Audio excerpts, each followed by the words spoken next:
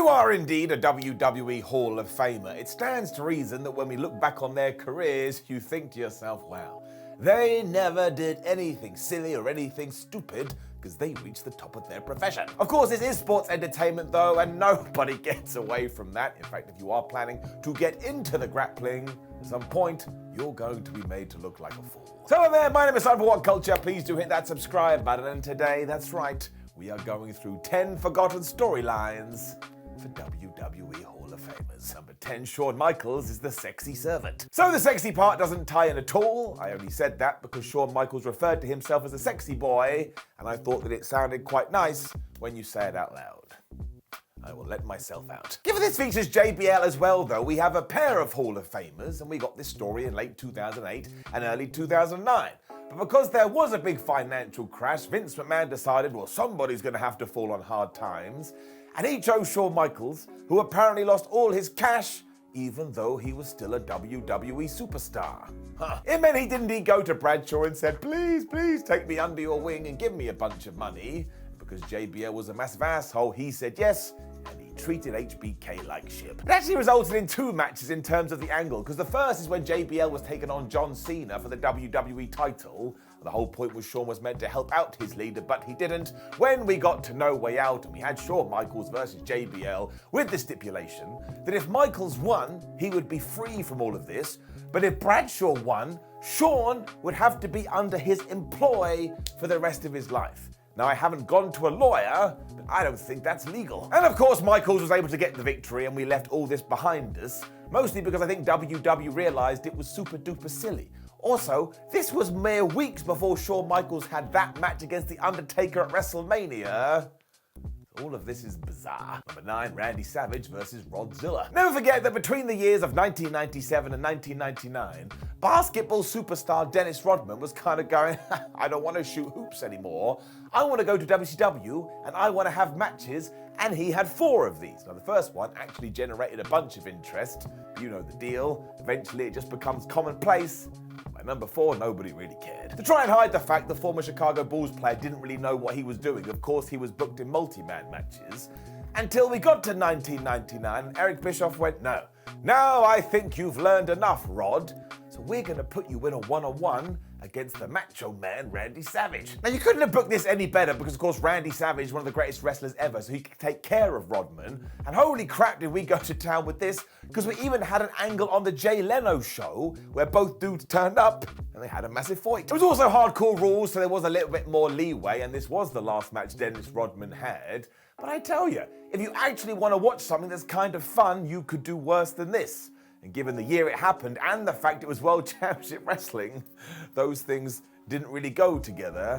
In fact, in 1999 and 2000, World Championship Wrestling was just really, really bad. Number 8, Edge and Mick Foley get hardcore. Everybody still remembers the Edge versus Mick Foley match at WrestleMania 22, because it was absolutely crazy, and as ever, Foley took a young superstar and said, I'm going to make you bigger than ever, which is exactly what he did for Adam Copeland. What we don't talk about enough, though, is what happened after this feud. Because even though they tried to set each other on fire, given that we had ECW One Night Stand 2006 around the corner, from nowhere, Mick turned on Tommy Dreamer, he aligned himself with Edge and Lita, and then they started walking around like they were massive heels. All of this is because somebody had come up with the idea to do Bula McGillicuddy, Tommy Dreamer, and Terry Funk taking on Mick Foley, Edge, and Lita. We did this at this show, and if you've never seen it, just make sure you go in prepared. They really pushed the envelope. I mean, some of this absolutely wouldn't make it onto TV in 2022, but it does have intrigue for it, because this was a time when everybody loved Mick Foley, and here he was trying to be a bad guy. Now, it did work, but also I think deep down in our tum-tums, we kind of just gave Foley what he wanted, because again, he remains and forever will be an underrated gem. Also, the Hall of Famers in this, we just talked about 5 of them. Number 7, Lita's Indecent Proposal. So when you do indeed look back through wrestling history, sometimes you will take your hand and you will palm it right into your face because you cannot believe what is happening on the screen. probably best we just forget about it. Now we are going to talk about Lita, and we are going to head to 1999, which is when we do have to take a little bit of a swerve, because during this period, she actually wasn't Lita. She was in ECW. She was known as Angelica. She was also teaming with Roadkill and Danny Doring, and apparently was in a relationship with Danny. And when we did indeed get to the pay-per-view and they were about to have a match, well, Dan had some things he wanted to say on the microphone, so he held up proceedings. Because he was so taken by Angelica and decided this was the woman he wanted to spend the rest of his life with, that he decided to propose. Do you want to know what he used instead of a ring? If you just shouted out, a condom, very sadly, you'd be correct. Don't even bother watching this because it is terrible, and do not forget that a few years later, Lita would join the WWE. They made her do a live sex celebration. Now, let's not make two bones about it. Lita absolutely deserves to be in the Hall of Fame for what she did with Trish Stratus and during that era, but by Jove, did we put her in some bad positions? None of it is good. Number 6, Ricky Steamboat turns back the clock. Now, I still can't believe this, because it was so good. But somebody came up with the idea at WrestleMania 25, Chris Jericho could take on a trio of legends. So we got Roddy Piper, and we got Jimmy Snuka, and we got Ricky the Dragon Steamboat. Now, the bar was quite low, because we all knew that they were past their prime, and this was just going to be a bit of rinky-dinky fun. When Steamboat tagged in, all of a sudden, just became the best wrestler you'd ever seen. And not just because he was 56 years old, he was actually better than a lot of people in the back. I mean, this didn't make any sense. I mean, it was so well received that when we got to the next pay-per-view, which was Backlash, we also did Chris Jericho versus the Dragon in a singles match. And once again, Ricky was just flipping and flopping around the place.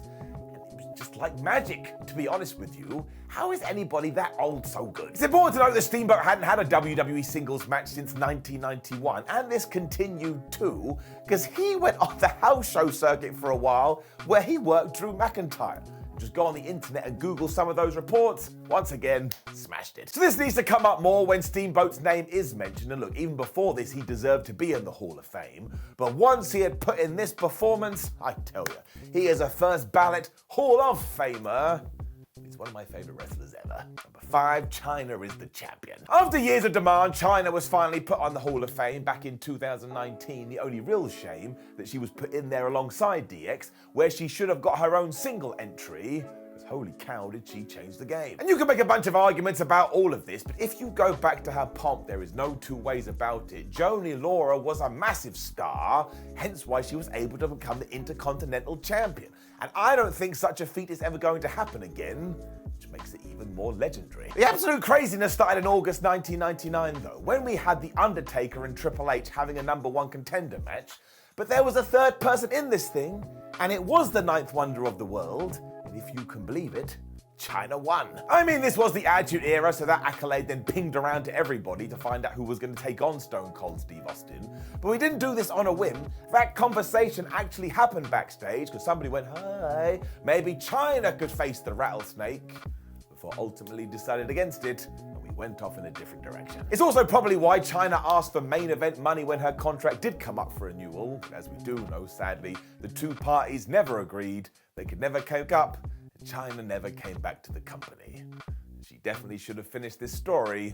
It's quite upsetting. Number 4, the Big Boss Man goes to war. The late Ray Traylor was great. Now, we know him mostly as his role in the Big Boss Man, but no matter what character you gave him, he was totally brilliant, mostly because he was huge and somehow moved around like he was a cat. Now, a story we don't discuss enough is when he was in WCW and known as War Machine, which was very handy because we got to the second ever War Games match, we put Ray Traylor in it. It went down to the 1987 Great American Bash, and it was basically a who's who of wrestling at the time, because you had the Four Horsemen, you had Nikita Koloff, you had the Road Warriors, and given that it was this stipulation, they just beat the hell out of each other, to the point Dave Meltzer, he of the Wrestling Observer newsletter, watched it and went, wow, that was fantastic. It's getting 5 stars. And I know a lot of people don't care about such things, and more power to you, but it does mean, when we do want to flame the comments, that in terms of star ratings, Ray Traylor was better than Eddie Guerrero, Ray Traylor was better than Rob Van Dam, Ray Traylor was better than Kurt Angle, because somehow, ridiculously, they never got 5 stars. I mean, this is just me being silly, and again, I'm trying to prod the bear, but mostly what I'm trying to get across to you is that Traylor is in the Hall of Fame, and there's a bunch of stuff that we never talk about. Honestly, he was so damn good, I loved him. Number 3, Booker T is G.I. Bro. So why not have a wrestling character based on a pun? I'm trying to be a positive Pete here and find the positives. You could argue it was slightly offensive, but whatever. It was the year 2000 though, and Booker T was feuding with his brother Stevie Ray, as well as Big T, that was the former Ahmed Johnson that for some reason had been brought into WCW. And do you know what they did at one of their pay-per-views? They had all these people fight over ownership of the letter T. I am not joking. This went down as Super Bowl 10, and given that Booker did lose, he had to get rid of his name, because I guess lawyers were like, oh, sorry, you signed the deal. This is when he decided, well, hey, when I started to be a wrestler, I was G.I. Bro, so why don't I go back to that? I'll tell you why. Because it's ridiculous. There was also a military-themed stable at this time known as the Misfits in Action, so he joined them for a little while. In about 4 weeks. WCW just went, nah, I think we've kind of made a misstep here. We scrapped the whole thing. He magically went back to being Booker T. Thankfully, was then finally put in the main event scene. Boy, howdy, was that long overdue. We never spoke about this again either until we got to 2019, when Booker T decided that in Black Ops 2, there was a character that was ripping off this gimmick, so he tried to sue Activision. And you'll be surprised to hear this went absolutely nowhere. Number 2, Hulk Hogan's Magical Ring. Hulk Hogan's TNA run was bonkers. Basically, they opened the doors to him and Eric Bischoff and said, do you want to come in and do whatever you want?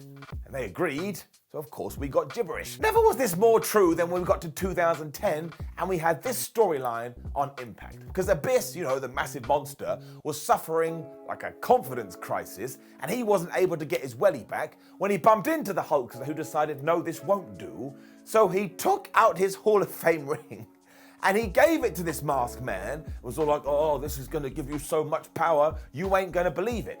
And Abyss bought into this and kind of walked off skipping away. What was he, the Green Lantern? Now, of course, this was just meant to be a metaphor, but the way everybody approached it made us, the fans, go, what, does that ring have magic powers? And if not, what the flub are they talking about? And I will say that they tried to make this a legit thing, like it wasn't passed off as something stupid. Problem was, it was stupid, and of course Hulk Hogan is in the Hall of Fame. I don't know who signed this off. Number 1, Jim Ross introduces some fake wrestlers. I mean, did you hear what I just said? Fake wrestlers. That is way too much to process given what pro wrestling is. So let us just remind ourselves that Glenn Jacobs, Kevin Nash, Scott Hall, and good old JR are already in the WWE Hall of Fame. And they're all kind of tied into this. Because in 1996, after Diesel and Razor Ramon had jumped to WCW, Vince McMahon went, well, I don't need the human beings, I don't need the individuals, I own the trademarks, so why don't we just bring the characters back? We'll get anyone to play them. I'll tell you why we shouldn't do that, because it's absolutely stupid, and it got even more weird, because we told commentator Jim Ross to start teasing this, and after a few weeks, sure, out came Diesel, and out came Razor Ramon, but it was quite clear these were different people. That's because they were being played by Rick Bogner and none other than Glenn Jacobs, who of course would go on to be Kane, and as we've already stated, is in the Hall of Fame. The audience was absolutely livid about this because they had just been trolled, and I suppose it's not really fair to put Hall and Nash into it, because what did they do? But this is one of the worst moments in WWF history, and I hope we'll never do it again, but am I sure?